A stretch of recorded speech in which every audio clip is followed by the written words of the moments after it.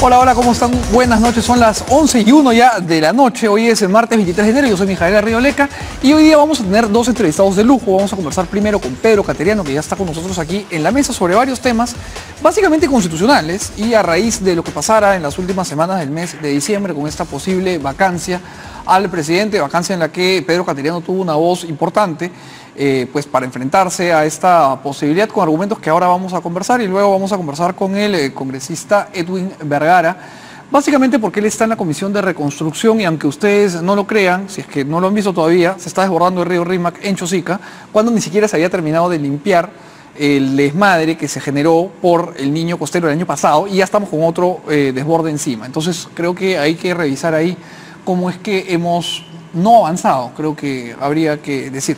Pero eso lo dejamos para después. Comenzamos con Pedro Cateriano, que sé que hoy día además tenía un evento y que ha tenido la generosidad de acompañarnos, así que le agradezco mucho por la deferencia. Buenas noches, Pedro. ¿Cómo está? ¿Qué tal? Bien, felizmente. Bueno, hemos empezado un mes de enero complicado. Quizá esta visita del Papa, para los creyentes y para los no creyentes, ha sido un paréntesis, vamos así a decirlo. Pero un paréntesis que sí, que al terminar ha desnudado que seguimos con una tensión y una fricción tremenda.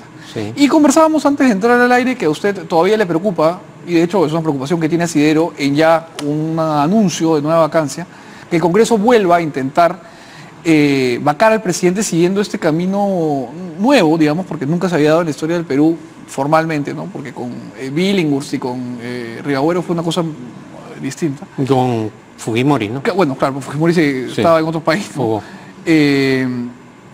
La posibilidad de que se vuelva a vacar al presidente. Creo que esta actitud del Parlamento es una distorsión del sistema que establece la Constitución presidencialista o semipresidencial. Es absolutamente claro que el único funcionario público que no puede ser acusado constitucionalmente durante su mandato es el presidente de la República, salvo las excepciones que establece específicamente la Constitución: impedir el normal desarrollo de las elecciones, salir del país sin autorización del Congreso, etc. Entonces, los parlamentarios, o un sector importante del Parlamento, ha encontrado el mecanismo de la vacancia para suplir este proceso de acusación regular. Que es lo que ocurre en algunas democracias. Y no es un proceso, pues, express, como se le dice ahora, que en 9 días te cargas al presidente de la República. No es así. Una acusación o un impeachment en los Estados Unidos implica un proceso largo de acusación, de derecho de defensa, es decir, de un debido proceso que garantice efectivamente ese procedimiento. Pero eso no existe en el Perú. No existe el procedimiento. Entonces, como no existe, la mayoría parlamentaria está interpretando la vacancia como un mecanismo para intentar destituir al presidente de la República. Para entenderlo, lo que usted plantea es que si es que uno interpreta la Constitución en los extremos completos del texto, el artículo 2 habla de una serie de derechos fundamentales que el Estado le confiere a todos los ciudadanos y que en su ausencia puede uno recurrir a medidas extraordinarias, ¿no? Habeas corpus, acción de amparo, etc. Uno de estos derechos fundamentales es el derecho a la defensa, que se traduce en la tutela jurisdiccional efectiva y en el derecho al debido proceso. ¿Cree usted que esta posibilidad que el Congreso tiene, después hablamos del contexto en particular, pero constitucionalmente, de poder bajarse, como usted ha dicho, a un presidente en 9 días, atenta contra este derecho fundamental de cualquier ciudadano y del propio sistema republicano? Yo considero que es un golpe de Estado encubierto. Por eso mencioné que cuando intentaron vacar al presidente estábamos ante un golpe de Estado en marcha. Y no es algo que sostenga yo.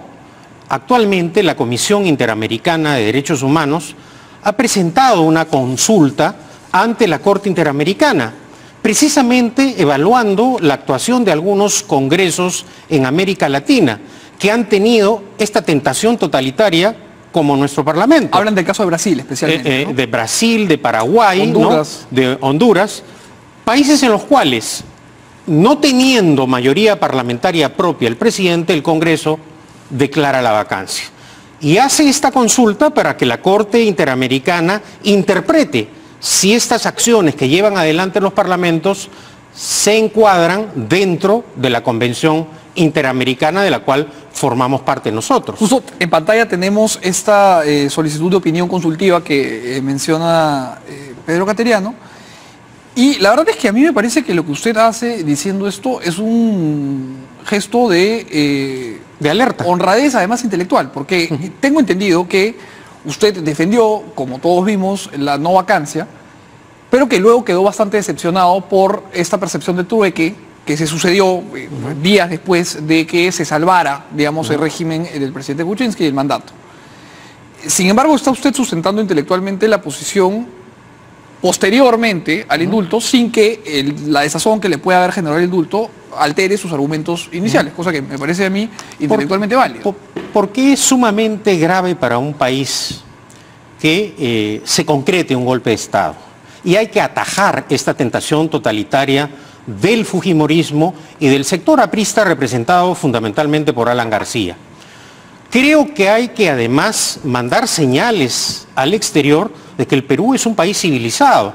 Nosotros pretendemos acceder a la OCDE, sin embargo ya hay declaraciones preocupantes de la presidenta del Consejo de Ministros, prácticamente advirtiendo que va a desacatar la resolución o recomendación de la Corte Interamericana en el caso del indulto de parlamentarios. Entonces, acá de lo que se trata es de dar señales al exterior de que se va a respetar la Constitución.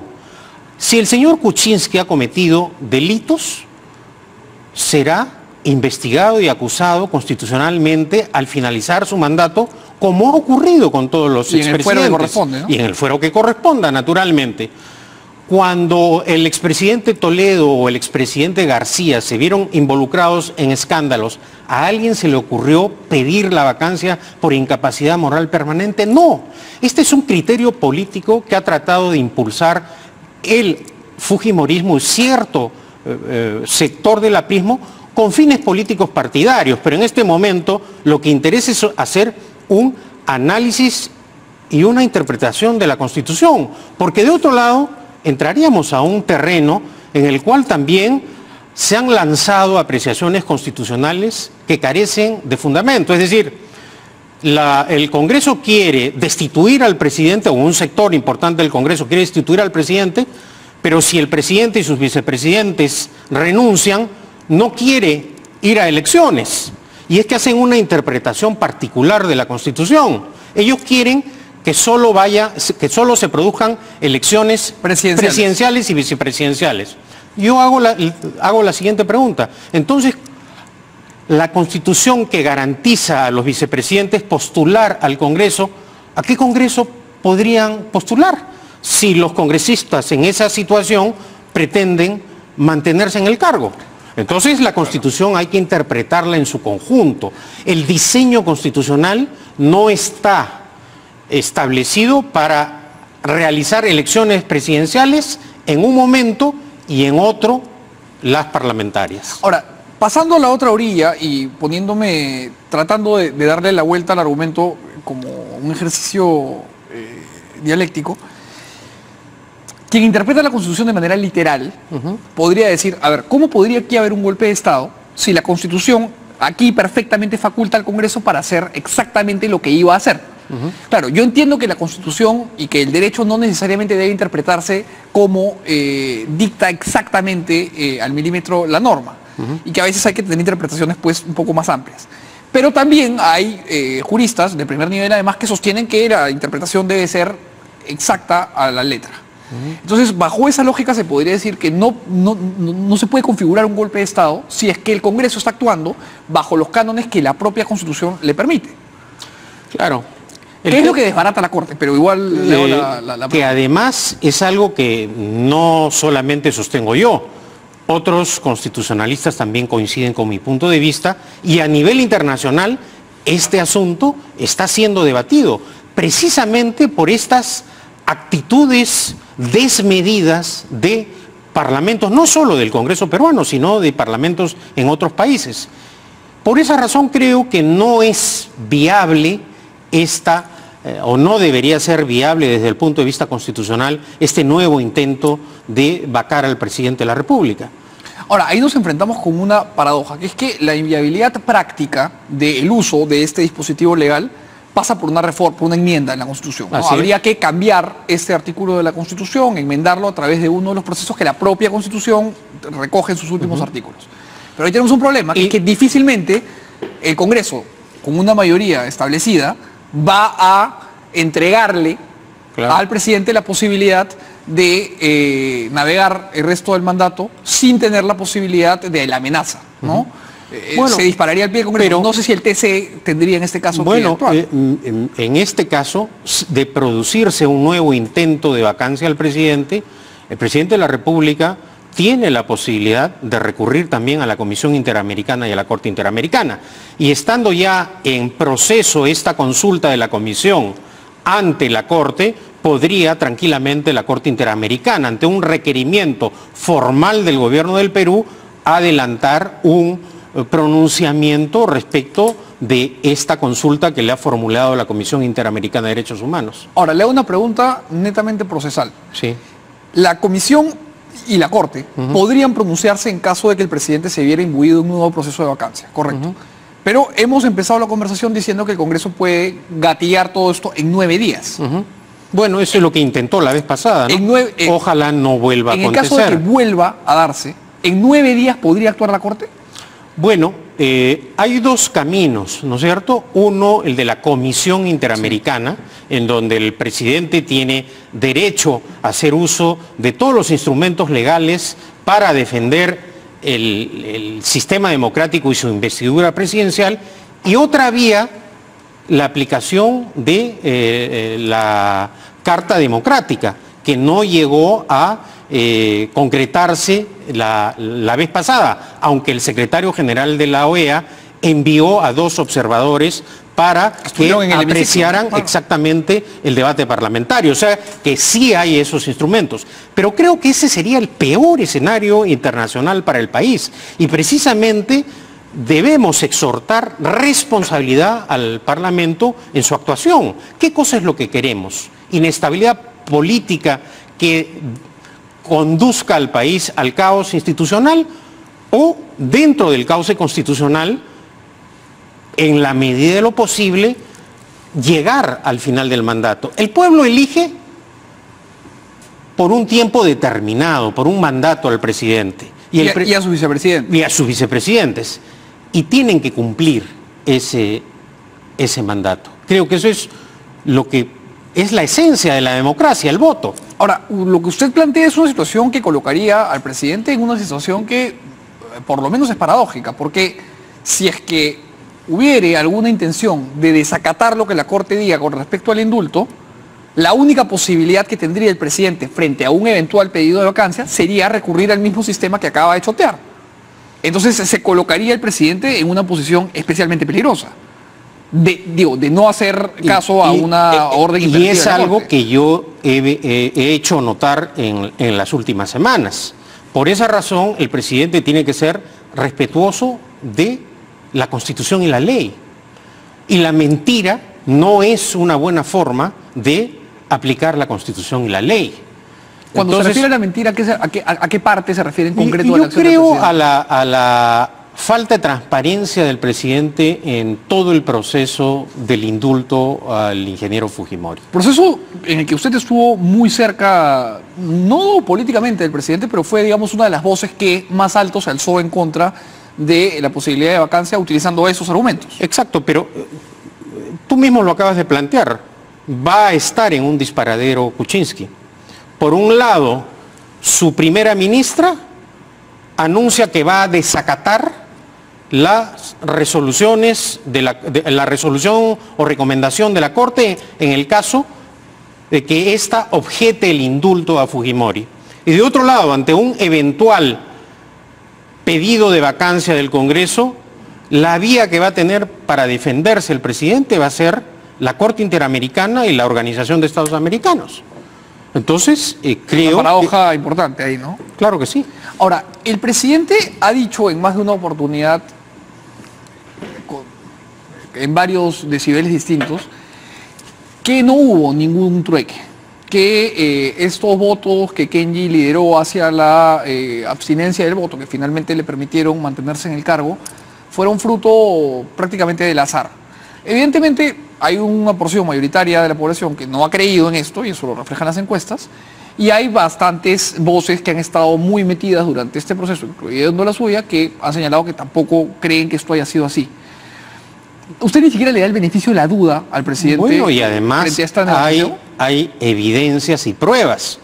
Una de ellas, el artículo de Jorge Morelli en el diario El Comercio, en donde él asevera que esto ya estaba pactado y que simplemente era cuestión de fijar la fecha para el indulto. Entonces, y no me voy a referir a las violaciones al reglamento, ni todo lo que han señalado los funcionarios públicos del Ministerio de Justicia, ¿no? El presidente ha ido contra una ley que se tramitó y aprobó durante el gobierno de Alberto Fujimori, que establecía que establece que no se puede indultar a una persona que ha sido sentenciada por secuestro agravado. Esa es una ley vigente, que no ha sido objetada en su constitucionalidad, que no ha sido cuestionada, que no ha sido derogada. Entonces, ¿cómo puede el presidente de la República ir contra la Constitución y la ley? Es algo que tendrá que explicar ante los tribunales.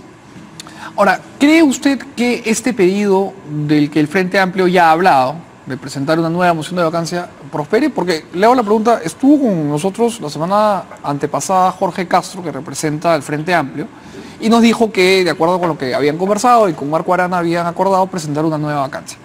Pero ni siquiera han llegado a los 23 votos necesarios para presentar la vacancia. O sea, la suerte esta vez no les ha soplado a favor. Pero claro, vamos a ver qué dice Barata, podría haber un cambio en el panorama pronto. Y lo volátil que es la política en el país. El día de ayer, un grupo de congresistas, a raíz de esta nueva noticia sobre un pago que habría recibido Kuczynski de más de $1 millón, ya estaba exigiendo la renuncia. Entonces volvemos a lo mismo, al ultimátum de la vez pasada: o renuncias o te vacamos. No sé si a eso llegarán nuevamente los parlamentarios, pero estamos en la obligación de alertar que esta vía que se pretende emplear nuevamente, no digo mayoritariamente, pero que se está tramitando, es contraria a la Constitución y a la ley. Ahora, usted hace un momento me hablaba de una vocación, por lo menos, golpista en esta interpretación por parte del fujimorismo y de un sector del aprismo. Liderado por García, el ¿no? sector que lidera García. ¿Usted cree que el fujimorismo queiquista, digamos, y el aprismo que lidera Alan García no están tomando una decisión que sea que este gobierno acabe? Que ellos quieren dar un golpe desde el Congreso y quieren que este gobierno se aborte. Y además hay otras señales muy preocupantes. La acusación contra los magistrados del Tribunal Constitucional continúa.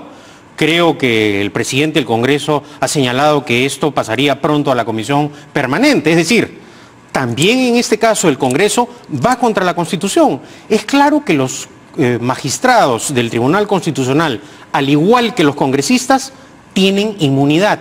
No responden por sus actos ni por sus votos. No tienen responsabilidad penal, civil ni administrativa. No obstante, a la claridad de la Constitución, el Congreso pretende cargarse a los magistrados, por lo menos a uno de los magistrados del Tribunal Constitucional, y acusar a los otros. Esta es una situación sumamente grave. Y tampoco, simplemente por el momento está en la congeladora, la acusación constitucional contra el fiscal de la Nación. Es decir, hay señales de alarma que nosotros estamos en la obligación de denunciar esta amenaza manifiestamente golpista de un sector del Parlamento contra el presidente de la República, contra 4 magistrados del Tribunal Constitucional y contra el fiscal de la Nación. O sea, ¿estaría usted en condiciones de afirmar, al menos en teoría y con los hechos que hay sobre la mesa, que el fujimorismo y este sector del aprismo tienen una intención de dar un golpe utilizando este sistema procesal al presidente de la República? Sin ninguna duda. O sea, ¿usted cree que hay un golpe inminente gestándose, no, por lo menos creo, en la forma? Pero ya hemos visto. Digo uno nuevo. Bueno, no digo que en la magnitud, pero sí hay señales preocupantes. En el caso de los magistrados del Tribunal Constitucional, creo que sí debemos preocuparnos de esta actitud asumida por un sector importante de congresistas, en donde ya Hay otros congresistas también de Acción Popular y del Frente Amplio que están apoyando esta amenaza al orden constitucional de cargarse, o por lo menos acusar a 4 magistrados del Tribunal Constitucional y intentar destituir a uno de ellos. Ahora, le hago una pregunta, señor Cateriano. ¿Cree usted que esta crisis de diciembre, además, por supuesto, de poner luz sobre la miseria de nuestras instituciones, que son inexistentes, ha desnudado una serie de problemas constitucionales más allá de este asunto? Sí, claro que Porque sí. una de las cosas que a quienes íbamos cubriendo los hechos nos sorprendió, y lo he conversado con varios colegas, es que constantemente nos vimos en situaciones de, digamos, de estiramiento constitucional, en donde volteábamos a escuchar expertos y ni siquiera había una opinión clara sobre qué hacer aquí, ¿no? Porque claramente nuestra Constitución no estaba preparada, nuestro sistema no está preparado para extremos como este. ¿Qué hacemos? ¿Desde dónde la reformamos? Bueno, y además, una vez más se ha probado lo peligroso que es para el país contar con un parlamento unicameral, ¿no? Como la calentura política y la carencia de una Cámara como la de senadores, en ciertas circunstancias como la que hemos vivido en diciembre, ponen al país ante el peligro de una ruptura del orden constitucional. O sea, ¿usted cree que un Senado le daría un segundo aire a la discusión y una reflexión? actitud hacia el debate político más reflexivo, no tan en caliente, como lo vienen demostrando? Más aún cuando precisamente los líderes más notorios del Congreso no se caracterizan precisamente por su frialdad en el debate. De acuerdo. Ahora, ¿cómo hacemos para que se revierta esa situación en donde hay una, vamos a decirle, asimetría en el sistema de pesos y contrapesos del sistema constitucional peruano antes de que volvamos a votar? ¿Qué nos salva de que volvamos a tener en 3 años y medio un Congreso con 75, no digamos de una bancada, de cualquier bancada? De este Congreso poco hay que esperar, ¿no? No hay la más mínima intención de modificar o variar la Constitución. Tendrá que ser tarea del siguiente Congreso. Pero la crisis por la que estamos atravesando en este momento está en manos de los fiscales y de los jueces. Ellos en este momento son los encargados de hacer la verdadera reforma y de preservar el orden constitucional. Ahora, ¿cree que otra de las figuras que se ha estirado, que se ha interpretado quisquillosamente en los últimos años ha sido la prisión preventiva? Bueno, lo ha dicho... Yo ya lo he señalado, la Comisión Interamericana también ha emitido una opinión. Creo que de la manera en que se están dictando las detenciones preventivas vulneran claramente la presunción de inocencia que garantiza la Constitución, el derecho de defensa y el debido proceso, ¿no? No es lo mismo defenderse en libertad que estando en prisión. Y en algunos casos transcurren los meses y los detenidos ni siquiera tienen acusación fiscal, como es el caso de Ollanta Humala y de su esposa, ¿no? Quiero conversar más sobre este tema con usted, pero le pido hacer una breve pausa y regresamos para desarrollarlo. Corte claro y regresamos.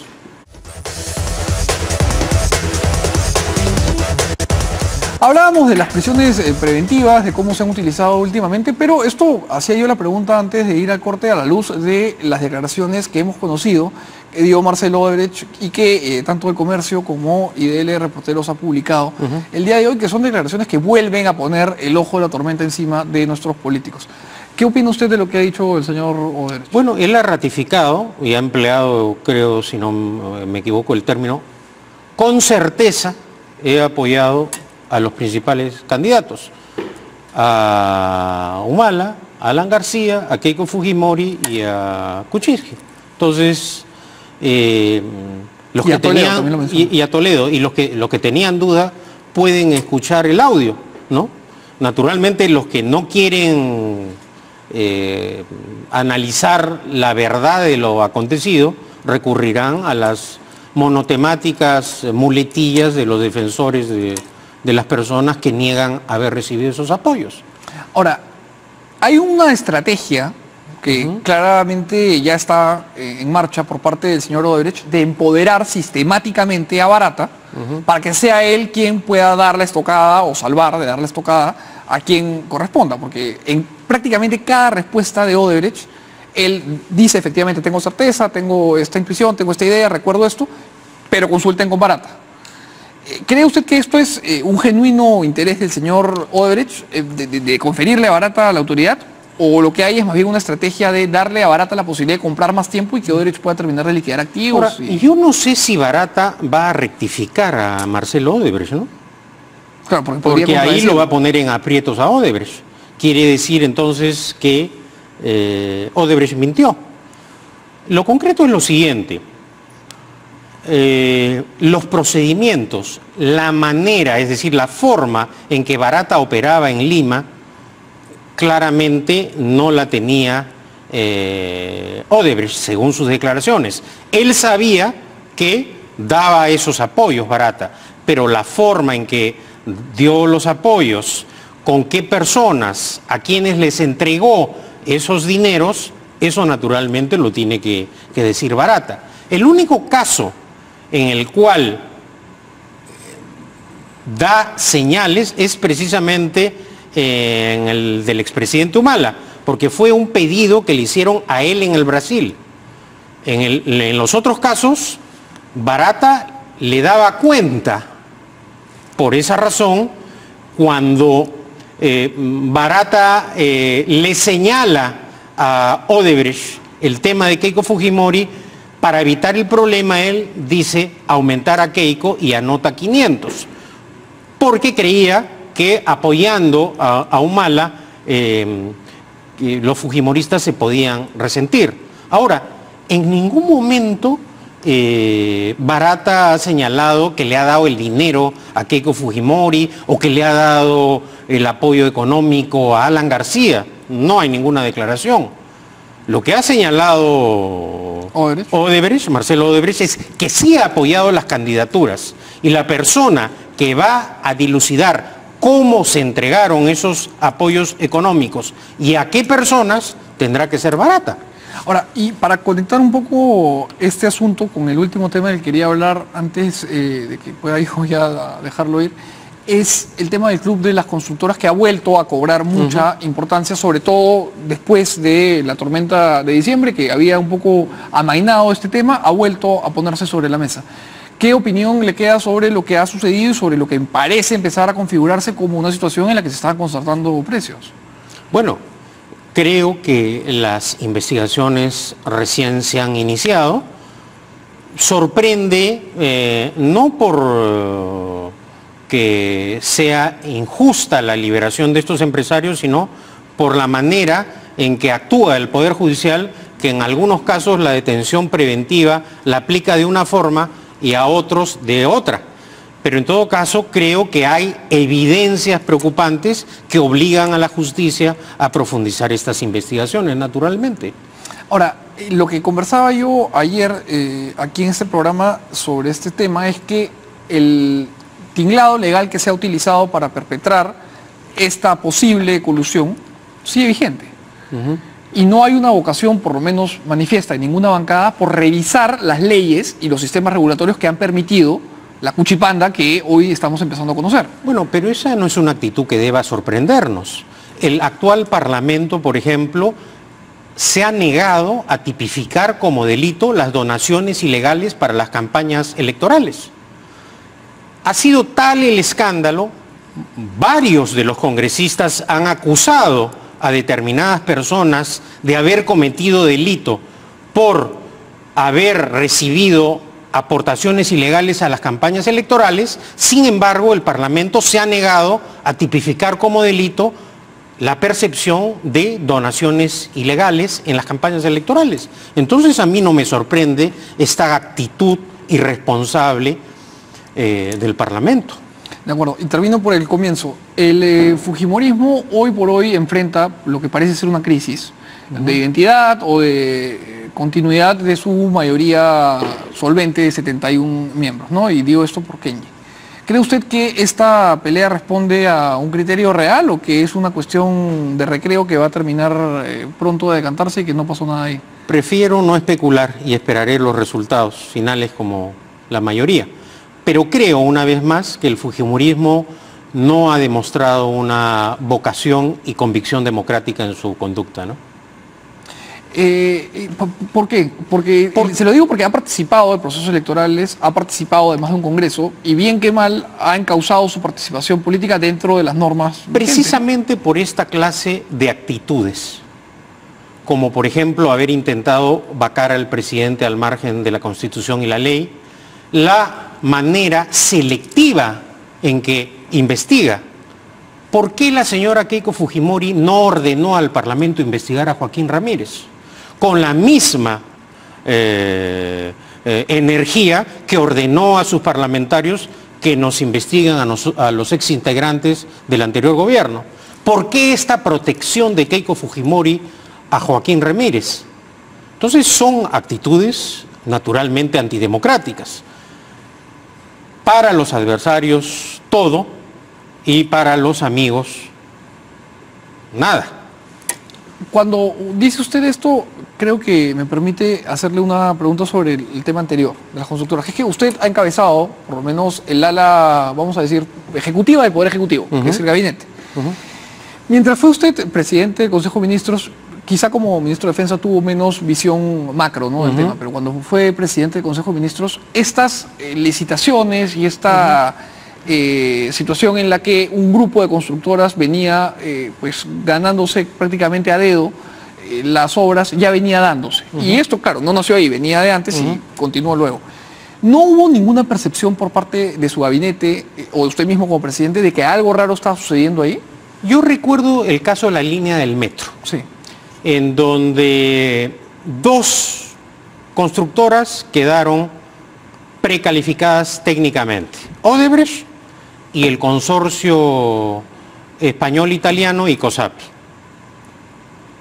Y hubo en un momento determinado una presión de Odebrecht para prorrogar la licitación. Y el gobierno, o en ese momento Proinversión, no aceptó esa prórroga porque hubiese implicado una alteración de las reglas establecidas en las bases de la licitación. Y en ese caso ganó el consorcio español-italiano con COSAPI la licitación y no se amplió el plazo para que pudiera Odebrecht presentar otra oferta económica. Mucho tiempo después me he dado cuenta que una de las personas que criticó ese proceso, o las dos personas que criticaron ese proceso, fueron precisamente Alan García y Pedro Pablo Kuczynski. ¿Y eso qué le hace pensar? Eso me hace pensar no muy bien. ¿Por qué? Porque estaban en ese momento apoyando la postura de Odebrecht.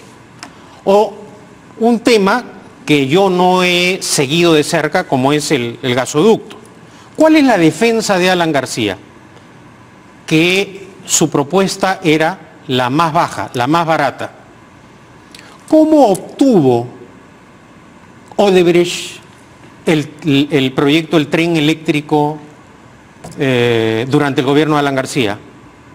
Fue el viceministro, ¿no es cierto?, a decirle a los brasileños: presenta tu propuesta más baja, porque eso no despertaba suspicacias. Y luego lo arreglamos con las adendas, y en las adendas venían los depósitos en Andorra, que hasta ahora nadie los ha tocado. Y parece que así está la cosa. Entonces, de esos casos uno se entera posteriormente. Pero esa defensa de que es la más barata, claro, la más barata porque esa era la técnica que algunos utilizaban, como no despertaba ninguna suspicacia, para luego lograr vía adendas subir, ¿no es cierto?, el costo de la obra, como ocurrió con el tren eléctrico y los sobornos durante el gobierno de Alan García. Ahora, la idea de presentar la oferta más barata tiene un sentido económico, claro, si es que no se tergiversa, que es que se evita que el consumidor final reciba el incremento de precio a través del consumo, ¿no? Acá se ha metido una polilla a la conversación. Muy bien. Entonces, lo que usted me está diciendo es que tiene por lo menos la intuición de que en el gobierno de Alan García se utilizó esta idea de que se presente la oferta más baja. No tengo la... Intuición, he dicho. No, ya esto lo han confesado los propios brasileños en la investigación en giro acá. O sea, ya es algo que está probado. Y los sobornos que recibieron los viceministros y funcionarios del gobierno de Alan García están debidamente acreditados en un banco en Andorra. O sea que acá hay evidencias y pruebas sólidas de corrupción en el proyecto del tren eléctrico en el segundo gobierno de Alan García. Eso con respecto al tren eléctrico, pero yo le hacía la pregunta con respecto a la línea 2, que es el tema del que usted me hablaba primero. Pero de todos modos, este uso pervertido, vamos a decir, de la ley y de la subasta presentando un monto bajo para luego generar un sobrecosto, se venía utilizando por el Club de las Constructoras desde antes.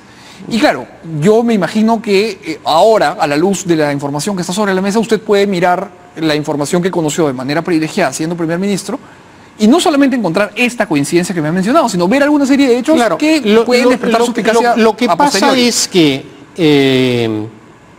hace algunos días también el propio ministro Carlos Paredes ha declarado, ¿no?, que mientras él fue ministro no recibió ninguna denuncia. Cuando yo ocupé el cargo de presidente del Consejo de Ministros, veía un manejo macro del gobierno. Naturalmente, los ministros responsables tienen la información detallada de lo que ocurría en cada uno de sus sectores. En ese momento no se produjo ninguna denuncia que hubiese ameritado, naturalmente, la acción de parte del gobierno, que yo no tengo la menor duda hubiese sido la de denunciar un hecho ilícito si hubiese acontecido, ¿no? Claro, porque mucho se ha hablado y se ha estado conversando sobre la asignación de obras desde el MTC, pero no es el MTC el único ministerio que ejecutaba presupuesto para construir, ¿no? Así es. Y además vemos que muchas de las denuncias están involucrados también gobiernos regionales, ¿no? El gobierno regional del Callao y otros gobiernos regionales. El tema es que hasta ahorita esas mismas empresas siguen licitando.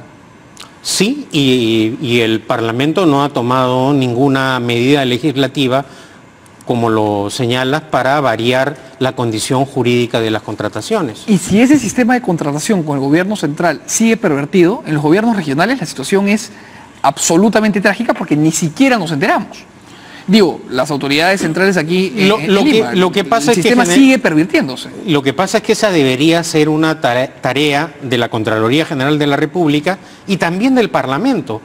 No hay que olvidar que los funcionarios públicos que no dan cuenta de sus actos al Parlamento son los gobernadores regionales. Si uno se da cuenta y revisa las citaciones, por ejemplo, a la Comisión de Fiscalización de los gobernadores regionales, casi ni concurren al Parlamento, y es porque la visión o el objetivo del Parlamento ha estado más centrado o dirigido hacia el gobierno central y no a los gobiernos regionales o municipales. Lo que es terrible porque hoy por hoy los gobiernos regionales ejecutan buena parte del presupuesto. Claro que sí, y hay sectores en los cuales se produjo una transferencia de competencias que hacen que hoy día manejen una importante cantidad de recursos.